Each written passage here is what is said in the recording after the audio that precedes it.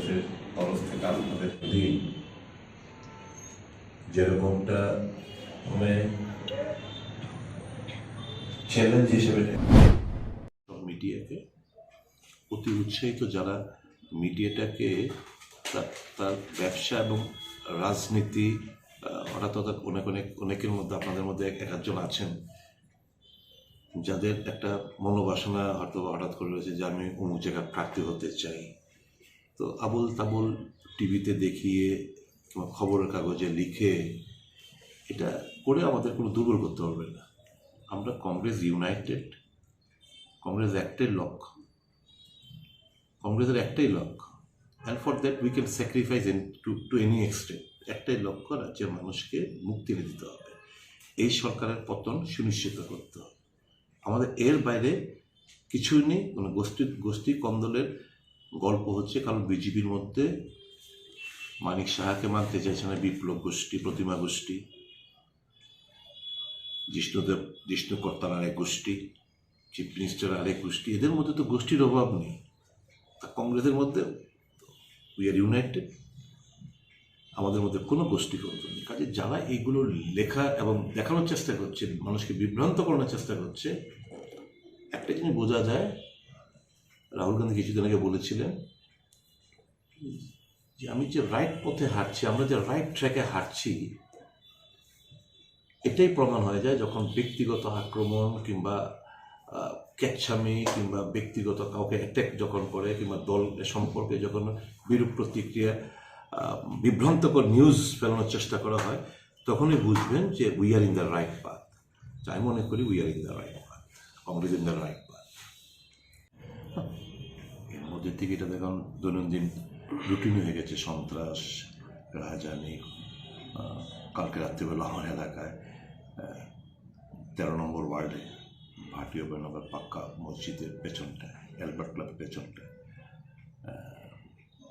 ওর বাড়িতে প্রথমে বাজি ফুটিয়েছে, তারপর বিয়ারের বোতল ছুঁড়েছে, গেট ভাঙার চেষ্টা করেছে। ছেলেরা যখন আসলো বেরিয়ে, তখন তার উপর আঘাত করা হয়েছে।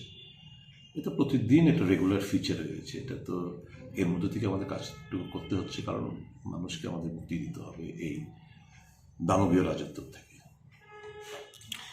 স্যার, একটা বিষয় জানার ছিল, যেটা বেশ বিগত কয়েক বছর ধরে এই ধরনের রাজনৈতিক হিংসা, প্রতিহিংসা একমাত্র ত্রিপুরাতেই সম্ভব, নাকি বাইরে তো এইগুলো খুব কমই শোনা যায়, খুব কমই হয়? কেন ত্রিপুরাতে হচ্ছে? কেন আপনারা বিরোধী যে রাজনৈতিক দলগুলো একত্রিত হয়ে একই মঞ্চে, যেটা আপনারা বলেন যে সংবিধান বাঁচাও, গণতন্ত্র বাঁচাও, এই বিষয়টা নিয়ে আপনারা কি ভাবছেন?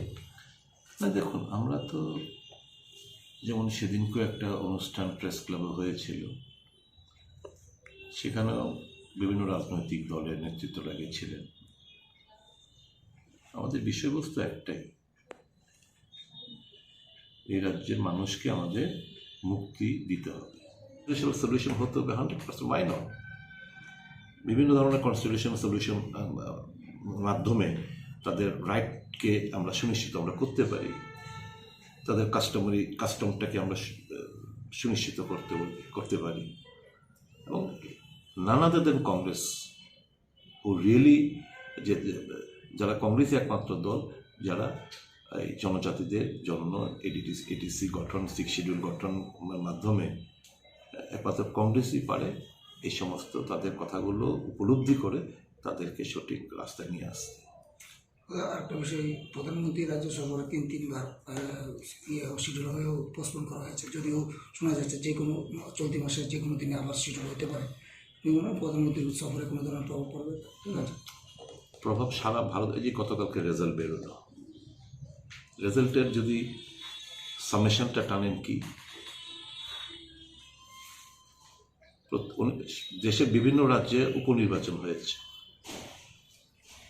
উপনির্বাচনে দেশের মানুষ বিজেপির বিপক্ষে রায় দিয়েছে, মোদির বিপক্ষে রায় দিয়েছে।